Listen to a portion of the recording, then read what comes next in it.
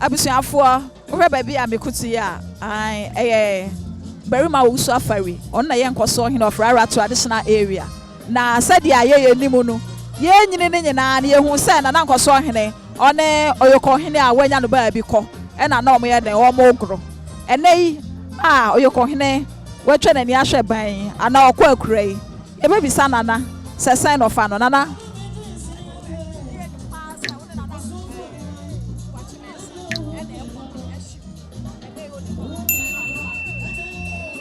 Medasi Nana Boakye Mensa oye me mami paniba nti me nua pa no ye firi ase na nte ne ye di mfirihia num primary school sa amya college akọ university abe start adwuma ya na nte sa popem se ene odime agya ho a wadi mfirihia aduo wotwe enson eno odime agya ho na ye ya yokofo adehye ayokofo adehye ne ye kromo a ye free buy no e free hokuntansi aye asante memu na yesi banimfo se wonnim ba bia wo free a wonhu ba bia wo kọ wonhu ba bia wo free a wo bayira wo kwae mu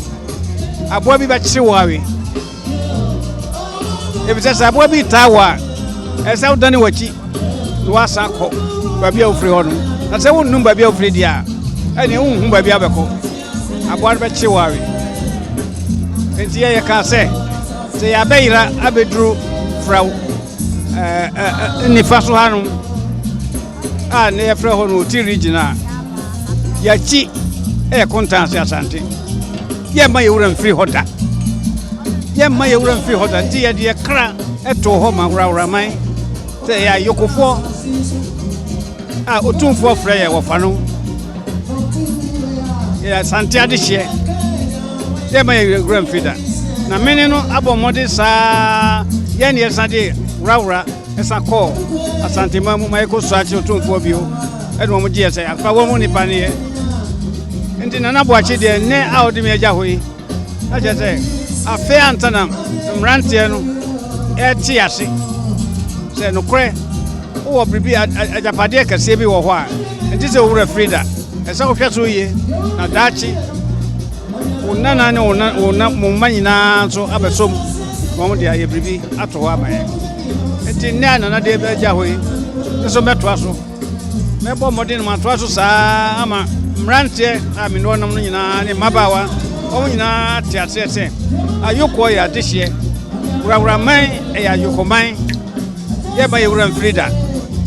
ya kire bia no biara tiase e don't de ye koi ya nyira da ya sako Nana Boakye me na kire Worawora history nya me na kyerɛ wurawura mamre ɛne amane a tete ye de duru hai ɔde me agya hɔ a me nso me nyai da ɛkɔ so saa mamrante no adi machi asomu ye ye de ɔman no akɔ ye de bibia agya mo nsa de akɔ nana medase na ye hwɛ na wɔtwede a ye di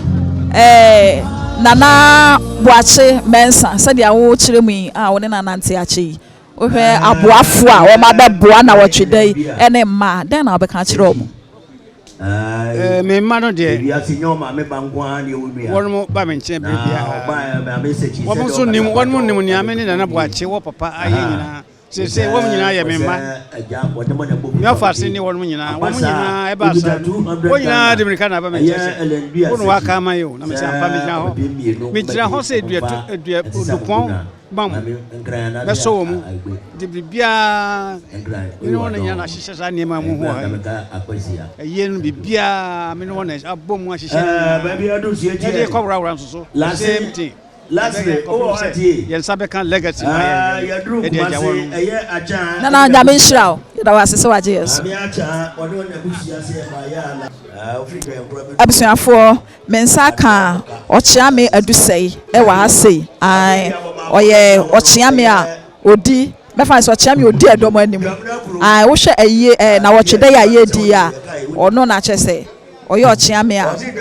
ogyina no nan so ɛwɔ ha sɛ ɔhwɛ sɛ bibia yɛ den akɔ so ɔkyea me mema wakɔ aba ya de na yo sɛ dia yɛ nyina yɛ nim no yɛ nim nso yɛ san bisa aha Nana Boakye Mensa ɔyɛ Oyokohene a wanya ne ba bi kɔ no ne na wɔtweda ne yɛ nyina yɛ den yɛ di na yɛhu sɛ rarafoɔ ɛna kontenasefoɔ aka ɔmo ho abom ɛna ɔmo wɔ ha enti yɛpɛ sɛ yɛka woka bibi fa ho yo medase me nuaba sɛ ne wɔde kanka medin de hyame kwadwo adu sɛ meyɛ Oyokohene sɛ na Nana Boakye Mensa yɛ Oyokohene ɛna ayekofoɔ ɛna nɛ Nana Boakye Mensa yɛdi na wɔtwe ɛnɛ de kɔmahe empo Oti regional house of chiefs Nana Busumina Krachi Wura otutu ne nan aba ha Nana Boakye ene esan se watena achimota ha achenti ena asafo ene omanmu no ya adwen se bedi na hotwe wa ha odihye na hotwe de edi nim prensa eti efi ha ewon kran ha ebesen akorara ya akoto aso ebeka kodi adaduanan na hotwe so wo hobiem Nana Boakye Mensa oyobi a ofre me se ofas ni ofa ni mpon ne me ni ofase eneme enti Nana Boakye oyobi a wa kire me ade bebre menena na ante bensen fie edun wotwe ni 18 good years amane ne amamre kwan mu se na hu se na masi afa me ho ya etuma frɛ nyina no na o kyerɛkyerɛ me amane ne amamre kwan mu se kumase asetena nyina mu no me ne Nana Boakye Mensa etumi kɔ ekosi amane ne amamre ewo kumase yenka bi nhwemu ɛna ba ma owuo ɔde ne sa beto Nana Boakye Mensa eso rara ayo Oyokoman rara ye Oyokoɔ maya otomfoɔ ɔte kokɔsoɔ na de hye ene ye enti ye ka rara ye Oyokoman efi asante kontaase ebedua hɔ ɔkyame na mesemi bisa sɛ ya hu sɛ ahemfo a wɔn firi baabi nkro foforɔ so no wɔn dɔ so san ahemfo a wɔn firi rara baaɛ na ɛba ne sɛn ne ɛba ne saa ne sɛ ɛsa ne sɛ Oti region JCC ayɛ Krachi Wura ɔdan no ayɛ Oti regional house of chiefs ɔdan no nti na sɛ ubu nkompon kɔhwɛ Oti region a ekuro no dɔso papa empo achimota ha hima odi anim no waba na ɔtwedan no bi enu ti na Boakye Mensa oyobi a amane ne amamre kwan mu no odi hu tintima papa a onfa na amamre ensie enu ti na hu ahemfo bebre se ene na otwedai ombesraye ombeboaye se yemra na yemedi ombeboa ne na otweda na enkoso pepepe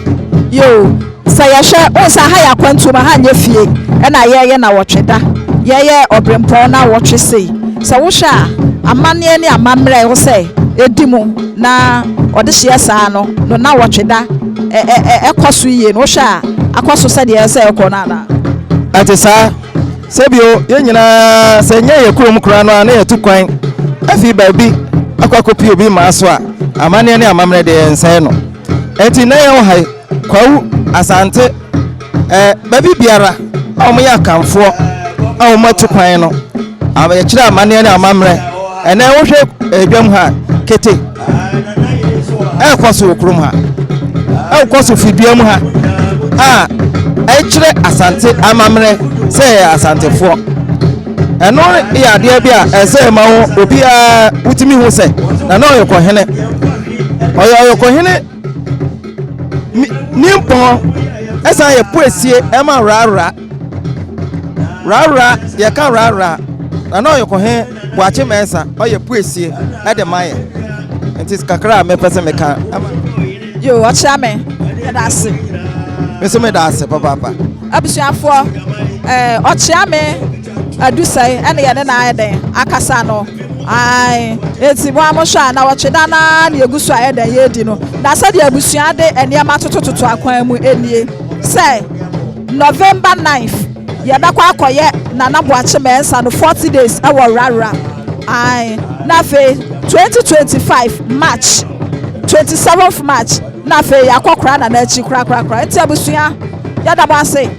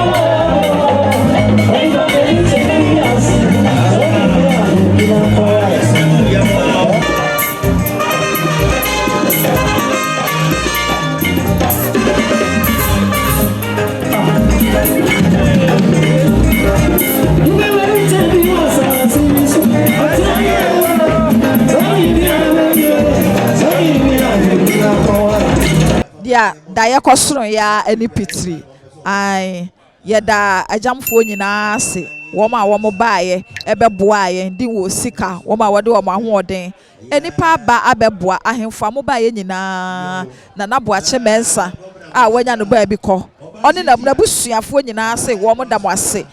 wabra